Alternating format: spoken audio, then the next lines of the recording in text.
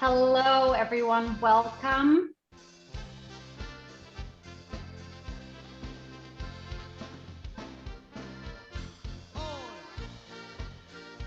Welcome, everyone, or as we say in German, Hallo und herzlich willkommen. We will begin in a few minutes. We're just waiting for everyone to log on and let everyone get situated.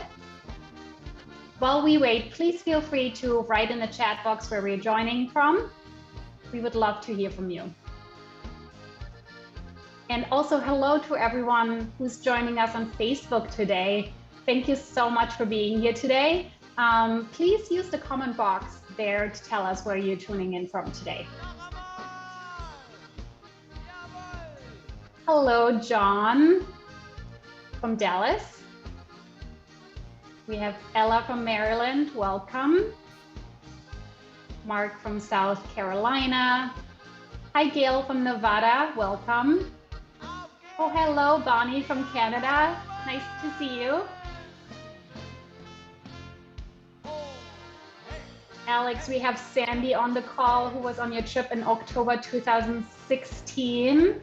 Hi, Sandy, thank you for joining today. Wendy from Texas, welcome. We have Kathy from Kansas, willkommen.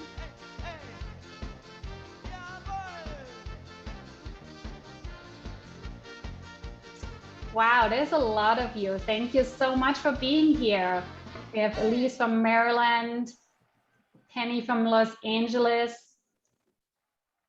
All right, I think let's get started.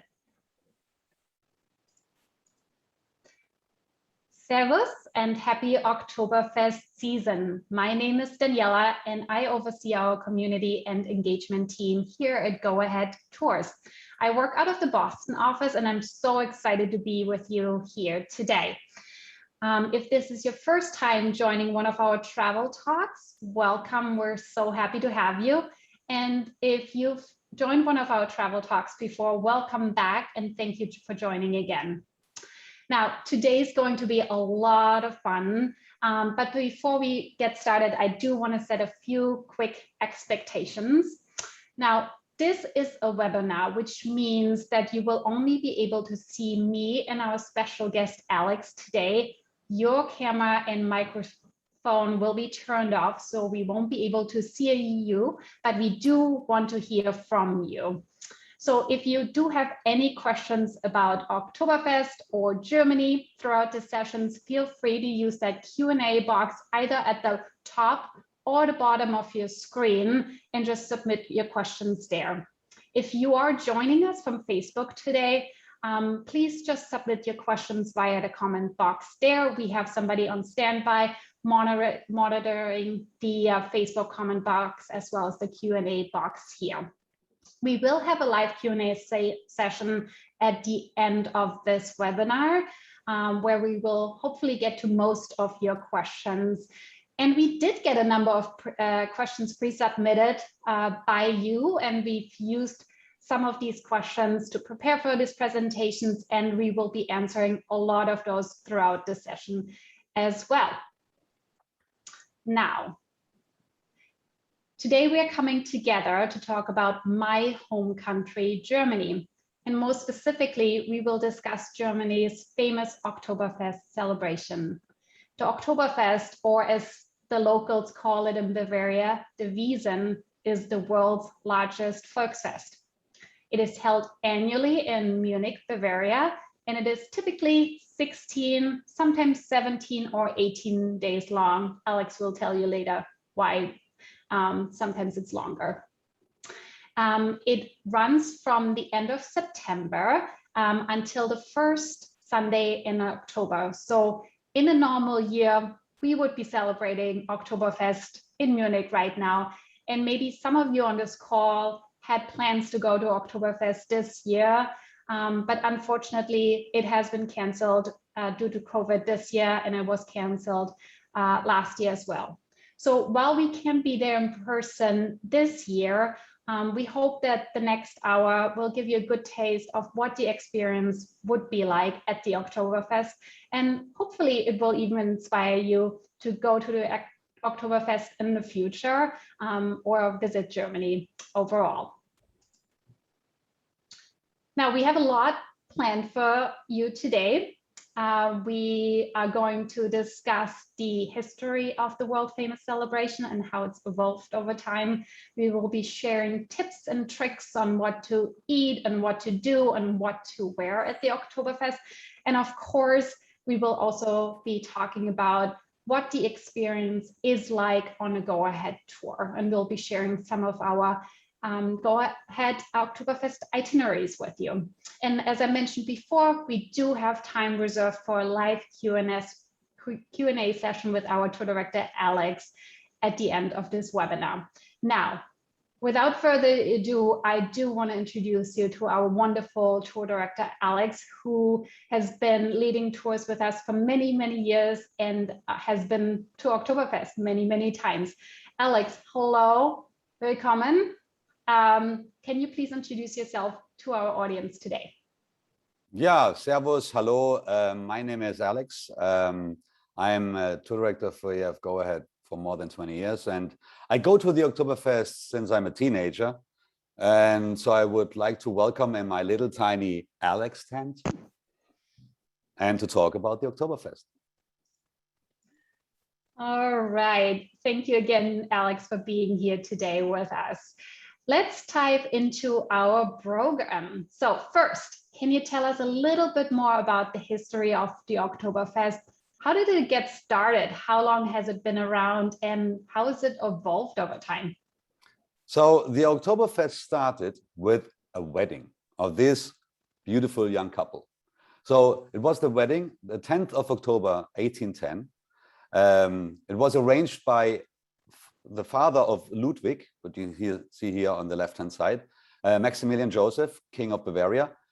The wedding was between Ludwig from Wittelsbach, from Bavaria, with his wife, Therese von Sachsen-Hildburghausen, which is in Thüringen, another German state.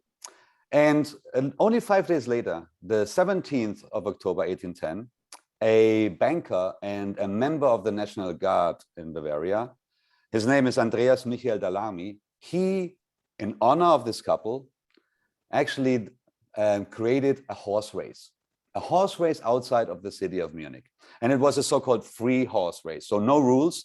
Everyone who wanted to come with a horse could come. And this combination out of the wedding and this horse race was the start of the Oktoberfest.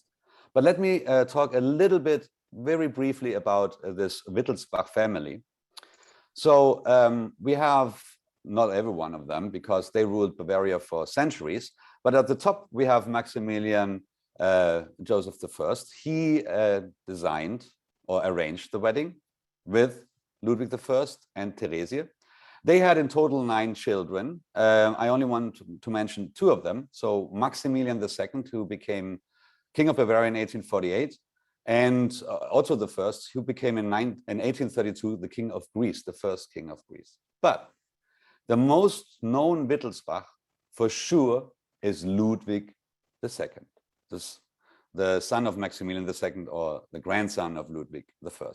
He is known as the fairy tale king, Mad King Ludwig, but he built the most famous, most visited castle in Germany, which is Neuschwanstein in the south of Munich.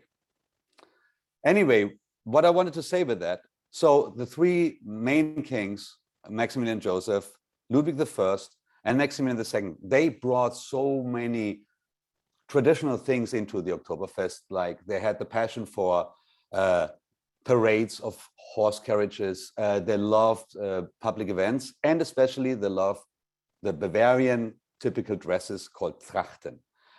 They wanted to have that the people go with this Trachten to have a national identity, which was in these days very important for Bavaria.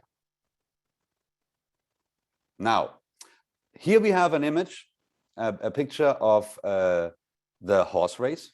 As you see, it was outside of the city center. The city center is in the back. If you see a church, the Church of Our Lady, Frauenkirche, and you don't see any tents. You see only one kind of tent, but this were the throne where the king and the queen been sitting, watching the horse race. There have been no other tents, but there have been little tiny taverns where you can have some food and some drinks especially beer from the local breweries of Munich. But it doesn't look like now. It's not the same. It looks like this. So what we see here, now the Wiesn, the Oktoberfest area, is nearly now in the city center because Munich grew a lot. You have this oval shape, which looks like a horse track. So it's the same design. You see a lot of tents. I will talk about the tents a little bit later. You see an attraction park, what I want to talk about later as well. And so now this is the size of the Oktoberfest in Munich. Wow, thank you, Alex, for all of this information. As I mentioned, I grew up in Germany, but I didn't actually know about the history of the Oktoberfest. So thank you so much for giving us that insight. Now, I do want to ask you a question, and I'm sure a lot of our viewers here today have that same question. I mentioned at the beginning that the Oktoberfest is mostly celebrated in September, so it would be going on right now. So why do we call it Oktoberfest when it's actually celebrated in September? Well, that's a classic and a very good question. So as they started in 1810, and the people loved this event so much, they wanted to do it every year. All right. So they had it around the 12th of October, the day of the wedding. Now they said, we want to have a little bit longer. All right. So in 1819 already, they decided, okay, so we start the Oktoberfest the first Sunday in October, and we finish the 12th of October. And it was not known as Oktoberfest, it was known as the Maximilian Week, named after the father of Ludwig I. But then it grew and grew over the years. Plus, the weather in October in Germany is not so decent. It's better if you start in September, to be honest. But around the horse track field, there have been a lot of farming fields. And September is the time of harvest. So they couldn't really start in September. But little by little, the people who organized the Oktoberfest bought these fields. So in 1872, finally, they decided, okay, we start in September and we finish the first Sunday in October. And since 1904, the field basically looks like this. And that is the reason. It was always a date in October, but we start now in September. Great. Thank you for sharing that. And one of our viewers just asked about the exact dates for next year. So do you know, next year is 17 days, right? So it ends on October 3rd. Oh, and Daniela, you're so smart, because you said that at the beginning, you know, it normally is 16 days. Mm-hmm. But since 1990, we have the reunification of Germany. So our national day is the 3rd of October. And next year, the 3rd of October is a Monday. So it's 70 days long, and 2023 is even 18 days long. So perfect time to come. All right. So we have to come in the next 2 years to get the most out of it. Absolutely. Great. Wonderful. All right. Let's move on to the next section of our program. Today, we'll share a few facts and numbers with the audience. But before we do that, I do actually want to test the knowledge of our audience here today. So I'm going to launch a poll in just a moment to see how much you know about the Oktoberfest. So I mentioned at the beginning that the Oktoberfest has unfortunately been canceled this year as well as last year. But what we want to know from you today is, how many times has it actually been canceled? Has it been canceled prior to this year and last year? So I'm going to launch this poll right now, and it should be appearing on your screen. If it is not appearing, just go to your Zoom menu bar and click on the poll function there to pull it up. For those of you who are watching on Facebook, unfortunately, there is no poll that will pop up for you, but you can just put your best guess in the comment section there. So the question is, how many times has the Oktoberfest been canceled? Has it been canceled 2 times, 4 times, 12 times, 18 times, or 26 times? I'm going to say that again so our viewers on Facebook hear the answers again. So has it been canceled 2 times, 4 times, 12 times, 18 times, or 26 times? So I'm going to wait about 10 more seconds or so for people to select their vote here, and then I will end the poll. All right, let's share it. So Alex, it looks like the majority, so 47% of the viewers said 4 times. Is that the correct answer? It's not the correct answer. Unfortunately, It was canceled 26 times. So right at the beginning, when they started in 1813, there was a war from the Bavarian army against Napoleon Bonaparte. We had cholera pandemics in the 19th century, so they had to cancel it. Of course, during the First and the Second World War. So during my lifetime, it was never being canceled. It had, after the Second World War, we had in 46 and 47 so-called autumn festivals, which is like a little version of the Oktoberfest. So in total 26 times. But on the other hand, it happened 186 times. So let's see the positive side. Exactly. Well, let's all hope that it will definitely happen next year. Okay, let's move on to some interesting facts and numbers here about the Oktoberfest. Alex, let's start with how many visitors the Oktoberfest annually attracts. Do you have that number in your mind? Yes, it's around 6 million people every year. So they come from all over the world, not only people from Munich, from Bavaria, from Germany, from all over the world. It's such a peaceful, friendly happening. I mean, you hear so many languages, mostly spoken is German, of course, and then afterwards is English. So around 6 million. It could be a little bit more, a little bit less. It's always depending. Okay, great. And now, how big is the Theresienwiese or the whole festival? So the Theresienwiese, as you see here, it has a size of 420,000 square meters. And if you're a soccer fan, it's about 60 soccer fields. That's the total size of it. By the way, if you see this now, there is the field during when the Oktoberfest has not happened, it's an empty field. It's totally empty. There's nothing else to do. On the field, when it's built, we have 29 tents, 14 big tents, and 15 small tents. The 14 big tents are basically the one where you go for the beer, the music, and the dances. Yeah, now we come to one of my favorite numbers. We had in 2019 sold 7.9 million liters of this beautiful beer. It's a liter, this is a mass, which is actually the same size. We don't count, for example, wheat beer, wine, soft drinks. That's not in that number.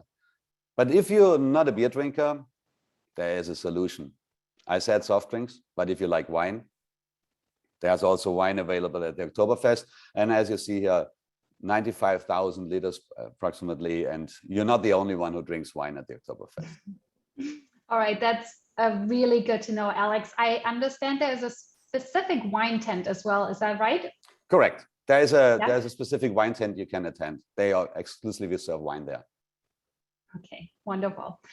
All right, now before we talk more about the experience at Oktoberfest and the traditions, we thought it would be really helpful to teach you a few German phrases that are helpful to know when going to the Oktoberfest. Now, don't worry if you don't remember any of these phrases. As Alex mentioned, English is very common at the Oktoberfest.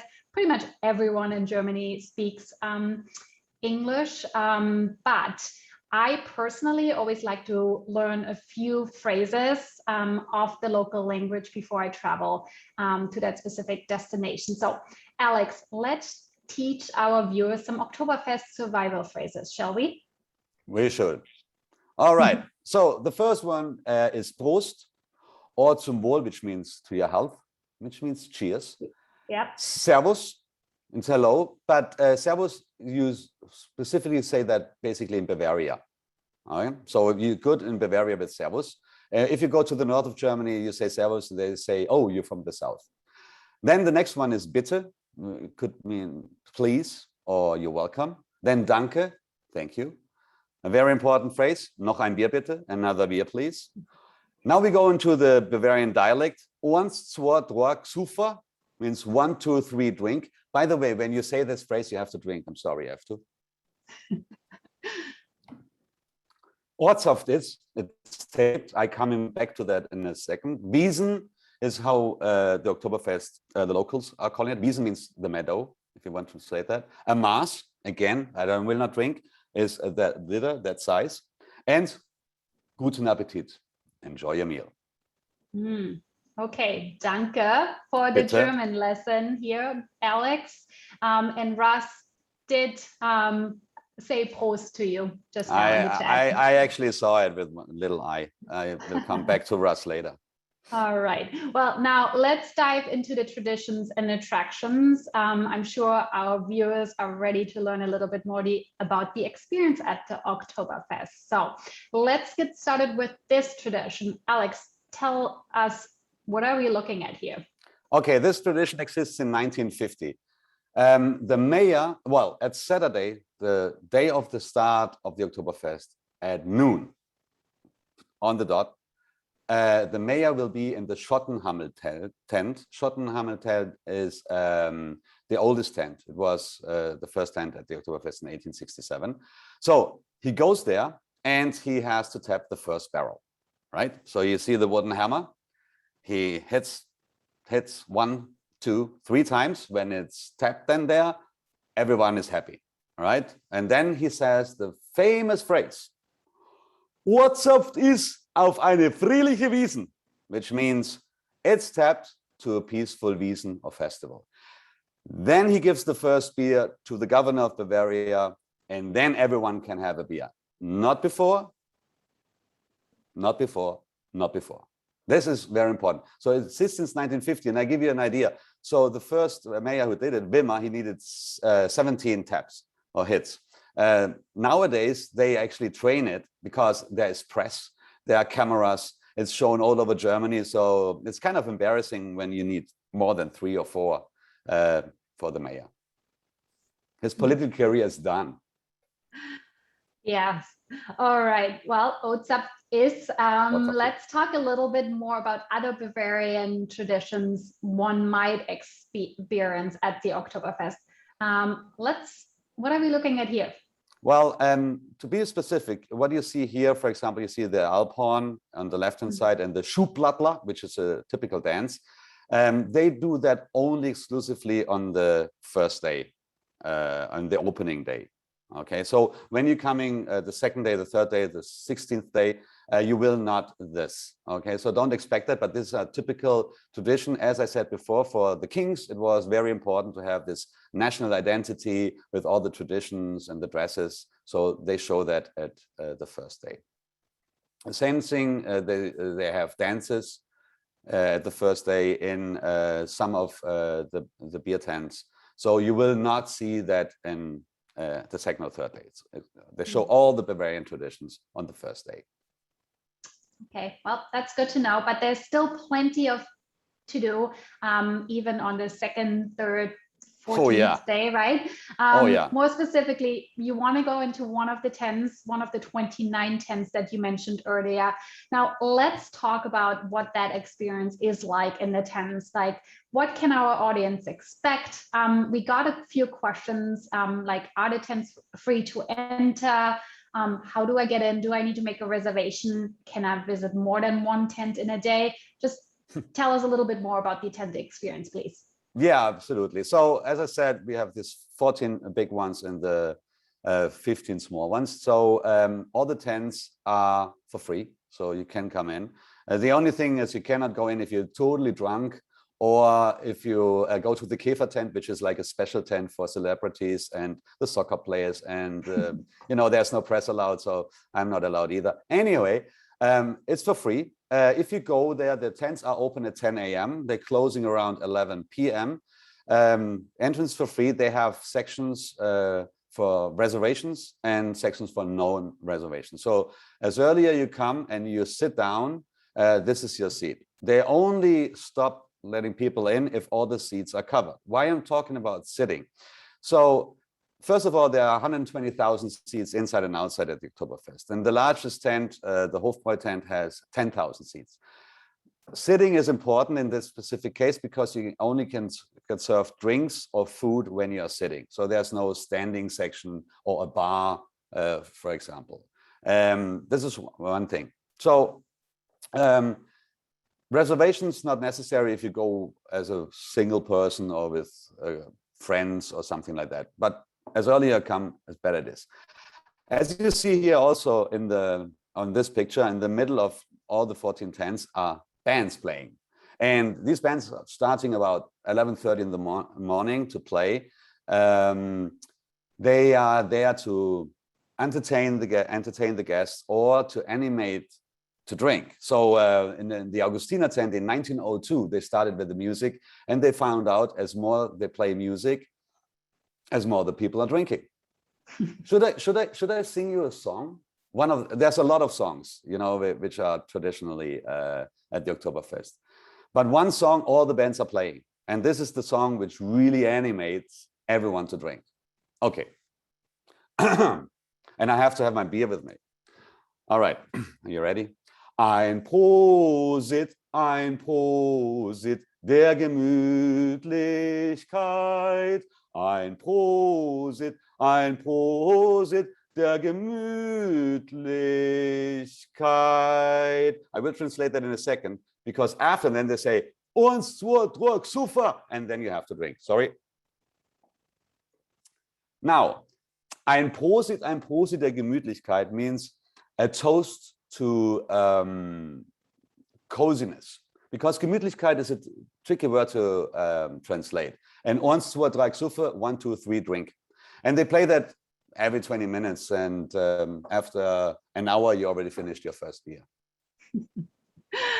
Great job, Alex. I am. By the way, may I interrupt you?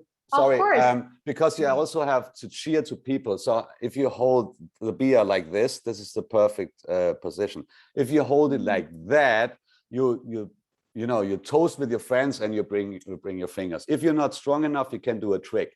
You can actually take the little finger down here, and then you have it. So it's an art to drink at the Oktoberfest too.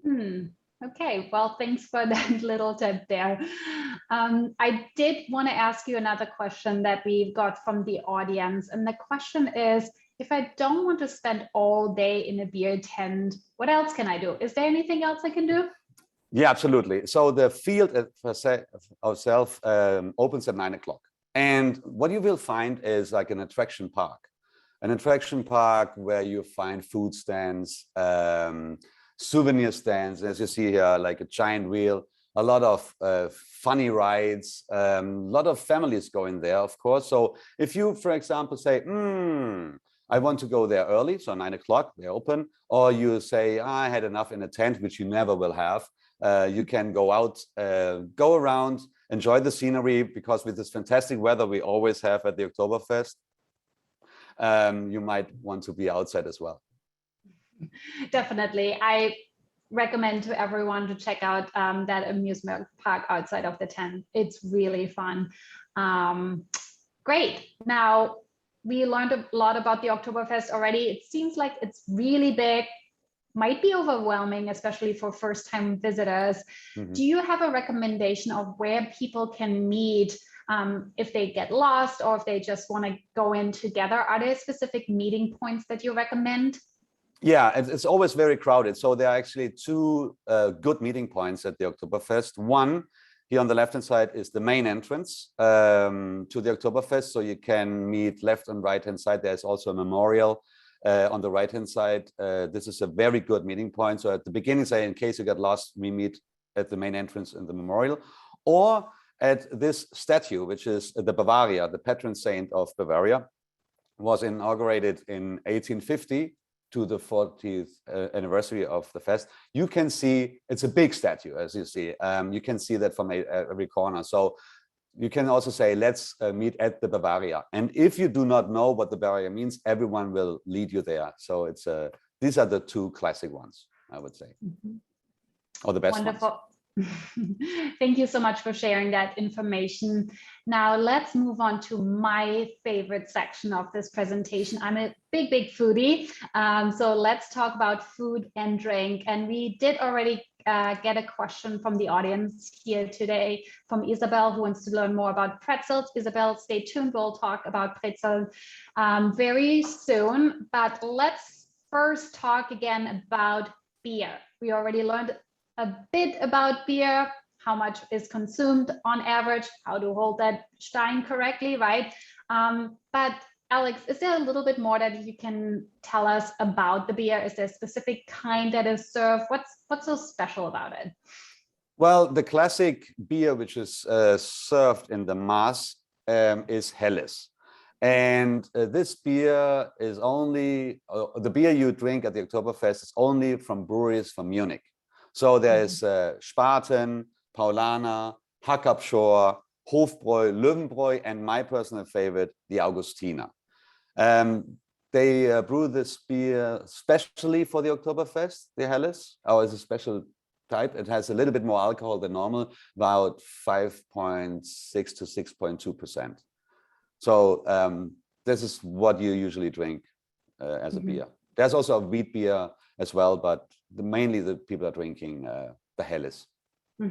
Okay, and how much can one expect to pay for one of the Mass? The Mass is around €11.40 to €11.80, depends on the tent, so it's not a big difference. And 20 years ago, I paid €6.20 for a Mass, so it increased a little bit. Yeah, just a little bit, but it's worth it, right? Oh yeah, oh yeah. Now, one question I expect the audience might have is, do I have to pay in cash for the beer, or do they accept credit cards at the tents? Absolutely, I would not recommend to bring credit card because only a few small tents are accepting it. It's better to have cash. Usually it's also like, you know, they bring you the beer and you pay immediately. So it's better to bring cash. Okay, great. One more question before we move on to the food section. And this question is from Bill. He would like to know how the servers prepare to carry these many beer mugs like we see on this photo right here. Yeah, by the way, if you there are ATM machines as well at the Oktoberfest, so don't worry about it. So you can bring your card. Well, there is, you know, the waitresses and the waiters, they carry a lot of these steins or glasses. Anyway, there is no specific training for it by the Oktoberfest, but these girls and boys are trained themselves. There is a certain technique you have to learn, you know, how to hold them, how to stable them, but nobody expects that you bring like 18 of them. So it's a mix out of technique, skill, condition, and strength, and training. And as more experience you have, it's better, as easier you bring them around. But normally they bring like 6, 8, max 10 to the table. Okay, great. I do want to ask a few more questions actually that just came in from the audience. The first one is from Laura. We just talked about how to pay for these beers. Laura's wondering, do we tip as well? Is that custom in Germany or at the Oktoberfest? Yeah, yes, please tip, round it up. That's the easiest way to do it. For example, if it's 11.40, give 12. You can also give 13. It's also, if you go as a group, when I go with my friends, we tip the waiter in advance. So, you know, because usually the waiter is always the same waiter at the same table, so you don't get mixed up. And we gave him, her, a certain amount of tip in advance. Because if you tip in advance, service gets better. Great, that's a good tip. And one more question from Jim here. When you finish the liter, do you just leave the glass on the table? You know, do servers come around and pick them up? Yeah. Yeah. Yeah. You have a proper service. And one thing, don't take the glass out of the tent. It's not allowed. Okay. And their security, they will find that you. That would be a good souvenir, right? Yeah. No. You can buy them, in some places, but don't take them out. All right, I know there's a few other questions. I will ask those later, but let's move on with our presentation and talk about some food. And we're gonna start by talking about my favorite dish, which is this lovely roasted chicken that you're seeing on this picture right here.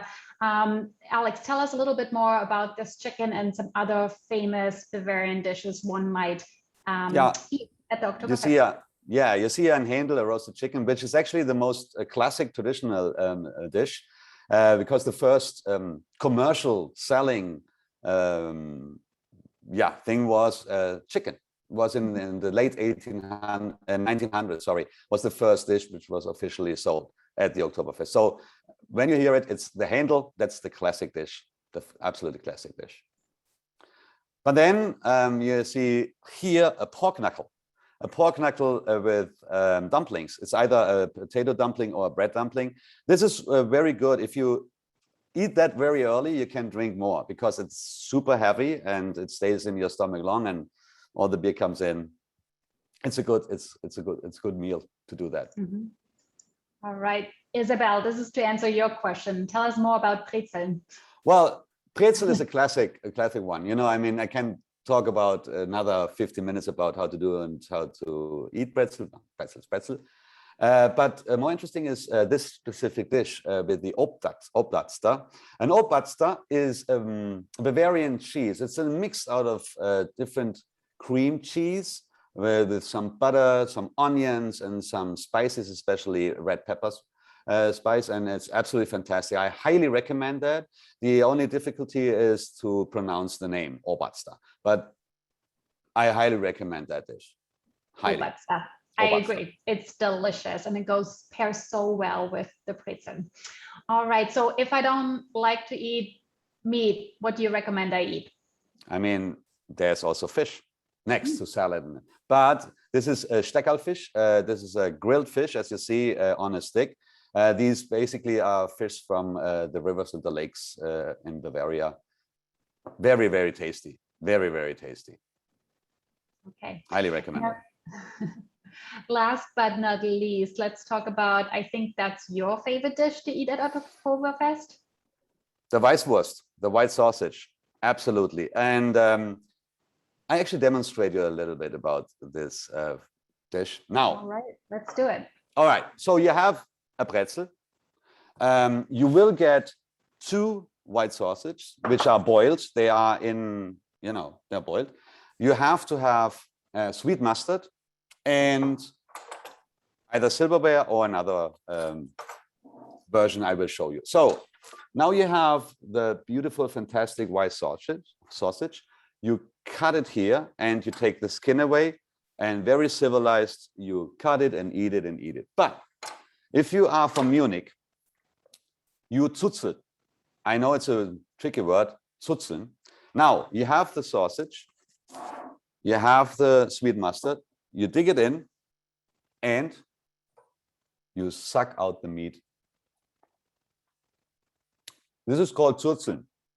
I know it looks very funny, but it's a very, very classic thing. So when you want to be a real Bavarian, you have to zutzeln. I will train you at the Oktoberfest, guaranteed. All right, I understand there's a little other tip you want to share today about the silverware. Talking about the silverware, in Germany, then my parents educated me like this, and they said, Alex, when we eat and you want to talk and you use your hands, don't do this. So if you want to talk, put the silverware down on the plate, so then you can talk. So this is also a sign for a waiter. When it's in this position, I'm not finished yet. Now, when you finish your meal and you put the silverware in the so-called 4 position, well, this is, for you it's maybe the other way around, this is 20 minutes after 4 o'clock, you put it down and the waiter knows exactly I finished my meal. Nearly forgot to tell you this interesting fact.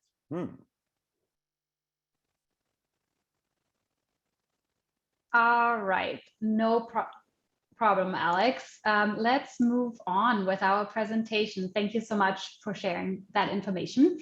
It looks really yummy, everything. I'm really getting hungry. It's like lunchtime here, so.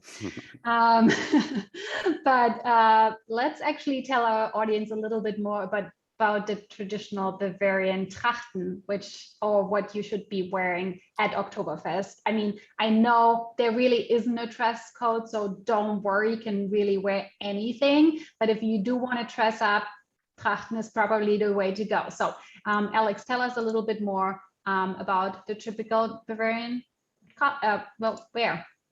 All right. So as you said correctly, there is no dress code, so you can wear nearly whatever you want. But more and more, even since the 90s, even young people love to wear Trachten, typical Bavarian dresses. And I'm usually a gentleman, but now I'm starting with the dress for the man. So I'm wearing a Janker, which is a more elegant jacket to go in there. But usually I don't take the Janker to the Oktoberfest. I do it more when I be on a nice meeting. But I'm wearing my lederhosen, leather trousers.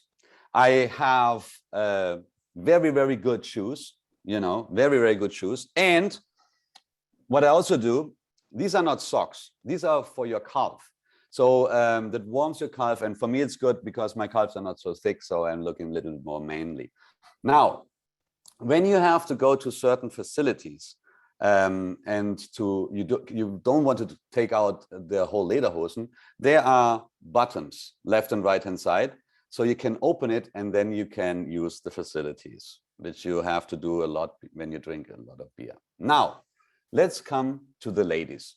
Here you see the dirndl. The dirndl, they are in different colors in different ways, but there's one thing you have to notice. When the girls or the ladies tie the bow on the right-hand side, they tell you, I am married. When they tie it or bow it, they tie the bow on the left-hand side, that means they are single. And if they tie it in the middle, they will tell you it's not your business. That's none of your business. Now, there's a fourth version, which is not so important, like little girls or waitresses, they very often have it also tied at the back. But that's a very important sign. Lots of ladies are doing the hair. Here on the left-hand side, that's my wife. She doesn't need to do her hair because it's already natural, beautiful. But when you want, they go to a special hairdresser and do that beautiful hairdresses. I'm not as expert as you see in hairdressing. So that's also to wear the hat correctly as well. All right. Thank you so much for sharing that. I do have another question here. Where can I buy the Trachten and how much are they? So you can buy Trachten in Bavaria anyways, especially in and around Munich. There's a lot of stores. There's also second-hand stores. Trachten are really, really expensive. The leather trousers, also dirndls goes up to. You can do that, but what I recommend, if you, for example, come from North America and you want to attend the Oktoberfest, you can actually rent online some Trachten and then you pick them up before we are going on the Oktoberfest. So this is my advice to you, to rent them. Great. Thank you so much. Now, we've learned so much about what to do at the Oktoberfest, what to eat, what to wear. Let's talk a little bit more about what the experience is like on a go-ahead tour. Alex, can you please walk us through a day at the Oktoberfest with EF Go-Ahead Tours? Yeah, absolutely. So let's start the day. So usually we start the day with a good breakfast. And then our driver will bring us very, very close to the Oktoberfest. So we actually have to walk 3 or 4 minutes to the main entrance. When we're on the main entrance, I already gave you my the address of the hotel twice. I gave you my cell phone number 3 times. I approximately wrote that on your arm. I show you the meeting point, which is always in the main entrance at a memorial. Then I show you, in case you get lost or you want to go earlier, etc., where you can take public transportation, where the taxis are, so that you're very well prepared. Now, then we all go in together to our tent. We go on our tables, which are reserved for us. I will handle you out these vouchers, which you see in the middle, for drinks and food, and then we enjoy. So to give you an example, we have a reservation from 11 to 3 p.m. This is our tables. So you can leave the tent, you can come back to the table, nobody takes your seat away. At 3 o'clock, we have to leave. You can still stay in the tent or go to another tent. As an example, when we leave at 3, I meet you at the main entrance at 3:30. If you're there, you want to come back to the hotel, and our driver brings us back to the hotel. If you want to stay longer, feel free to stay longer. You know where the taxis are, which I always recommend to go back with instead of public transportation, and enjoy the Oktoberfest. By the way, you see a photo. So on the left-hand side, start of the Oktoberfest, the vouchers, and now you see a picture of me very sad. This is very unusual that I have this face, but someone bought me an alcohol-free beer. So as I tasted it, I said, that's not me. All right, Alex. What are we looking at here? Oh yeah, so this is inside the tent, and we enjoy, we listen to the music, we dance, we drink, and there's one phenomenon. As more you dance and you drink, out of the sudden you're fluent in German. You're fluent in German. That's a phenomenon. The only thing is the next day you totally forgot it. But for 5 hours, you're fluent in German. This is a absolute phenomenon at the Oktoberfest when you come with us.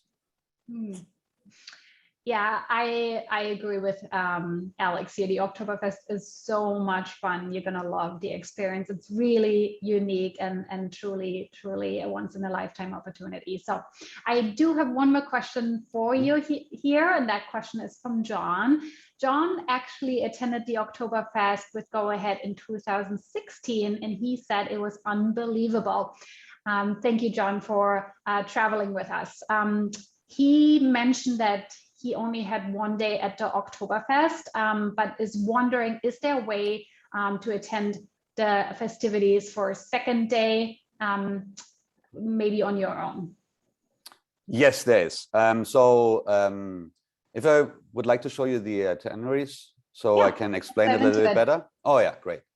So this is Oktoberfest Historic Germany, a tour I start in 10 days without the Oktoberfest. It's a fantastic tour. Starts in Berlin, our capital, which is a city that never sleeps. It's full of history, art, incredible city. You know, you can see the rest of the wall, museums. Oh, it's so many things. So we go also to Potsdam, which is the German Versailles. Then we travel to Dresden. By the way, we have an optional when we are in Dresden to go to Görlitz, which is the most eastern located German city. Beautiful houses, never been destroyed in the Second World and any wars. And because it's so eastern located, we can cross the river Neisse, and then you're in Poland and can have lunch in Poland and come back, only crossing the river. Then we continue via Weimar, which is for Germans very important city. Weimar Republic, Goethe and Schiller, our great writers, are buried there. To Bamberg, another beer city. If you like smoked beer, we'll go into details when we go in there. Via Rothenburg und Taube to Munich. Now, in Munich, we have the day of the guided tour and separate Oktoberfest, but then we have an extra day where we offer some optionals. So if you don't want to take the optional, you have a full day, you can go back to the Oktoberfest. Okay, that's good to know. Thank you, Alex. So yeah, if you don't want to take that excursion that is offered on the second day, you can just go back to the Oktoberfest and celebrate a little bit more there. Now, I know we have a few more itineraries where you can celebrate Oktoberfest with Go Ahead. Let's walk through those. Let's start with the Grand Tour of Germany. Yeah, the Grand Tour of Germany is an extended version of the historic Germany tour. So we start in Hamburg, the second largest city in Germany, which is a harbor city, absolute beautiful city at the water. Then we're heading to Berlin. I mentioned that Dresden, Bamberg, Munich, and then we hit to the west, which we haven't covered yet. We're driving to my favorite city, Heidelberg, because I live there. And then we go to the River Rhine, to the Rhine Valley, have a cruise there, and then we end with a wine tasting and dinner. So it's fantastic, the tour. Same thing to the first question. You have, if you don't take an optional of us in Munich, you have an extra day at the Oktoberfest, so no problem. Great.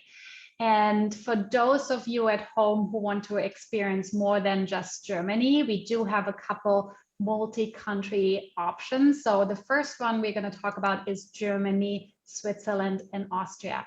Alex, tell us a little bit more about this tour. Yeah, the advantage is you don't have to learn another language because it's all German-speaking countries. So we start in Heidelberg, my town, and then we go via the Black Forest to Switzerland, to the city of Lucerne, beautiful, located at the lake of Lucerne, which is called in German Vierwaldstätter See. And what you can do there is go with us on a boat ride, take the train up to Mount Pilatus and take the cable car down. It's an absolutely beautiful experience. Then we go via Liechtenstein, tiny country, towards to Innsbruck. Innsbruck is surrounded by the Alps. It's in the valley. The city was the host of 2 Winter Olympics, 64 and 76, as I remember. And then we hit via Neuschwanstein, Ludwig II. Remember, I built this beautiful castle to Munich. Again, then you have an extra day in case you don't take an optional to go to the Oktoberfest. Then we're heading towards to Salzburg, the city of Mozart, or the sound of music. I cannot sing. And then we go and heading to Vienna. Vienna was the center of the Habsburg Empire.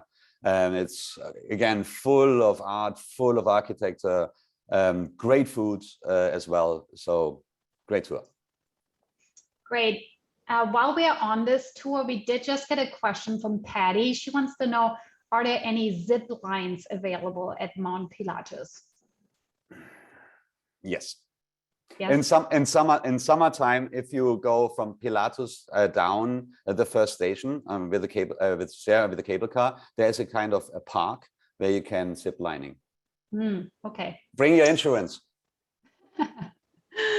Okay, and then let's talk about the last itinerary that we offer to go to Oktoberfest. So I understand that's one of your favorites, right? Jewels of Alpine Europe. Yep. I mean, they're all my favorites. They all have their qualities, right? But I will do this tour next year with Russ. Hi, Russ. What is this tour like? So you start in Switzerland. It's a multi-country tour as well. You start in Switzerland, beautiful Lucerne, as I mentioned already. Then you go via Interlaken, beautiful town in between 2 lakes, as it says, to Bern, the capital of Switzerland, to Annecy. Annecy, beautiful town. Is again, they're all beautiful. It's beauty, beauty, beauty. Then we are in France at that moment. So we're heading towards to Chamonix. Chamonix, where the first Winter Olympics in 1920 happened, where the highest European mountain is located, the Mont Blanc. And then we go to Lake Como. Lake Como, this fantastic lake in the north of Italy. Lots of films lots of movies been filmed there, like Star Wars, Casino Royale, James Bond, Ocean's 12, and that's the reason why George Clooney has a house there. So I don't know where the house is. I've been asked so many times, and I don't want to make it up. But yeah, fantastic. What we're doing then afterwards, we take the Bernina Express, which is a train through the mountains to St. Moritz, to a posh winter city, and then via Liechtenstein, another country, to Innsbruck. I mentioned Innsbruck before, and then we end in Munich, and again in Munich. If you don't go on the optional, you have an extra day at the Oktoberfest. Amazing. All of these itineraries sound so good, especially this last one. I've always wanted to take the Bernina Express. Oh yeah, it's fantastic. We actually just got a question from Isabel, and she wanted to know, how do we get from city to city and country to country? Is it by bus? You mentioned the train, but is it mostly by bus? Mostly by bus. So in this specific tours, I mean, I can talk about other tours, but let's focus on these four.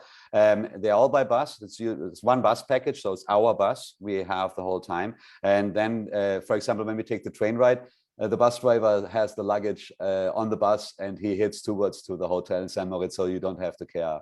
You can really enjoy the train ride. Yeah, that's it, by bus. Great. Thank you so much for answering that. One more question. Would you recommend these tours to someone even if there aren't huge beer drinkers? Yeah, absolutely. I mean, beer is only one drink of thousands we have. I mean, you can taste all the different wines. I mean, and then you go to Germany and Austria, we are good in white wine. Then you, like in the Jewels of Alpine tour, you have the red wine of Italy, you have red wine of France. And if you like soft drinks, coffee, different types of coffee. So definitely you can. And if you like sausages, you can do like a sausage tour of Germany, because we have different ones in the north, in the south, in the west, and the east. That's right. I'm from a part in Germany called Thüringen, and we have the Thüringer Bratwurst, which I think are the best, actually. So it's one of the best. Yes, not one of the best, the best. Okay. But anyway, you can come to Germany yourself and try them all and decide on your own. Now, let's move on to our Q&A section. I know that there's a few other questions we've already gotten. If you haven't yet typed in your question into the Q&A box, please do that now. You can either find the Q&A box at the bottom or at the top of your screen. I did have a couple more pre-submitted questions that I want to address quickly. The first one is from Steven. So he is wondering what's happening at the beer halls in Munich or in Bavaria right now to replace the Oktoberfest. Alex, I know you were in Munich just last weekend. What was the experience like? Were people still celebrating even though the Oktoberfest is officially canceled? Yeah, I was on Saturday in Munich, and they had the city opening, like the city opened for the Oktoberfest, which is already canceled. But they brought the music, the dancing, the horse carriages with the beer barrels, and all the beer halls been packed, and they enjoyed it. There was food. It was very difficult to get a place. So that's the day. And now till the 3rd of October, some beer halls have a kind of Oktoberfest dish celebration. But the first Saturday was fantastic. It was sunny, was fantastic. Only my team lost in football. But anyway, that's a different story. Well, my team won. Anyway, I'm glad to hear that there's still some festivities going on. So the next question is from Barbara, and she wants to know, what is the sound decibel level in a tent at the height of Oktoberfest? I know it is loud, you mentioned that before, but can you give us a little bit more of an idea how loud it actually is? It is kind of loud, because people are singing, the music is loud. If you're sitting close to the stage, obviously it's too loud. But then there are breaks. The music is not playing all the time. Then the people are starting to chat. So it's loud. And if you want to go to a tent which is not so big, like loud, is you go to one of the smaller tents, like the wine tent, for example. But it's kind of loud. Yeah. Okay. And speaking of the tents, this question is from Nancy. She would like to know, are there plenty of bathrooms conveniently located at Oktoberfest? Yeah, if you have to be to Germany, WC stands for we charge. I'm teasing, it's the water closet, but there's a lot of bathrooms. They're all for free, so no worries about it. Yeah. Every tent has lots of them. They are outside. No worries about it. That's okay. You're good. Okay, great. And then Marish wants to know, are any of the attractions, so food and drink, available during non-Oktoberfest times of the year? Yes, they are. Where would you recommend one go? Well, let's stay in Munich. You have to see the Hofbrauhaus, because at the Hofbrauhaus they celebrate Oktoberfest 24/7 from 11 to 11. But there are other beer halls, and when you come with me, I will recommend you. There's the Oberster, there is the Weißwurst, there is the pork knuckle. Mari, you mentioned here that you are hopefully traveling in summer 2022. I actually recommend that you try one of the beer gardens in Munich. There's plenty of them. They're all really fun. You still get to taste the same type of beer. All the food that we talked about today is available there as well. So lots of options in Munich and in other parts of Germany as well. Now, let's move on to another question here from John. Are there specific times for each group in the tents? I know you talked a little bit about it. We have our, no, there are. Usually we try to get reservations, over lunchtime, so 11 to 5, but it could be also like 3 to 6, 7. So no, we don't use always the same tent or always the same times. Okay. And this question is from Mary, who's joining us from Facebook today, and she wants to know: are there other beer halls open in Munich right now? Yeah. They're all open. Yeah. All beer halls are open. Yeah. Okay. Not the tents, but the beer halls. Yeah. The beer halls. Yeah. And what's your favorite? Mine is the Augustiner beer hall. As I mentioned, that's my favorite beer, and Augustiner, absolutely fantastic. That's mine. Good. Go there. I agree. Actually, I like it better than the Hofbräuhaus personally too. So yeah. I agree with Alex here. All right. And let's see. Let me just double check to make sure we got to most of the questions. Again, everyone, if you have any more questions, I know we are pretty much out of time here. It's past 2 o'clock. So thank you so much for staying on. I just want to make sure that we got to all of the questions and that I didn't miss anything. Yeah. No, it looks like we got through everything. Actually, there's one more from Kat here. Is there a train system in Germany? Yes. Yeah. And it's very good. Yeah. And if you maybe you want to know if there's a subway system as well, like in Munich. So we have a subway in Munich since 1972 when the Olympic Games started. So you can travel through Munich with public transportation and obviously, train. Lots of trains. Oh, and actually, I think I did miss a question. The steins, the masks, they're made of glass, right? Not plastic. No. Oh, yeah. They're glass. And if you talk about stein, you can actually have also one which is grayer and looks like a stone. Therefore, it's called stein. Yeah. No plastic. No plastic allowed at the Oktoberfest.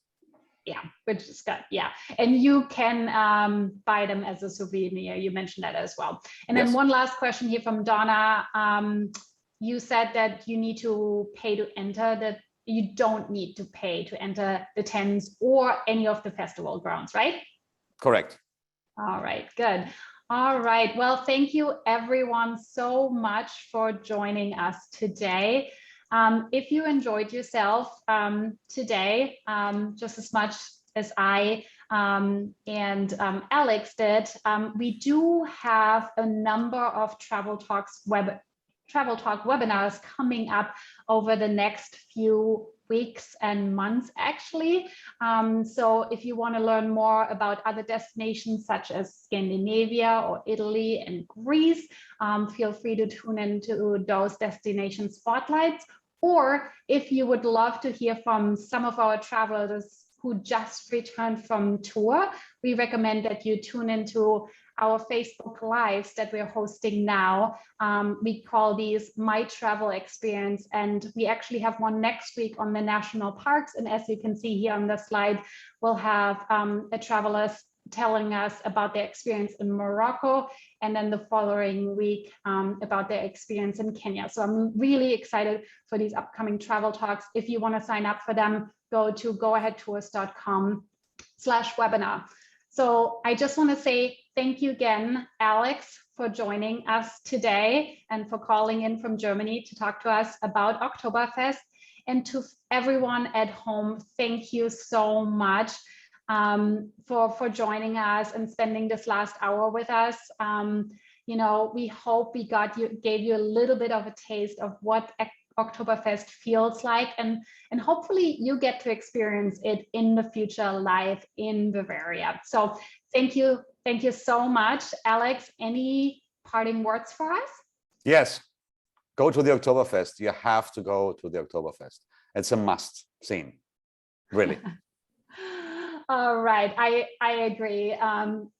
Enjoy the Oktoberfest, like go when you have a chance, do it. And while you can travel, I see a lot of comments here that people are ready for some delicious beer. Definitely have some tonight and toast and say Prost.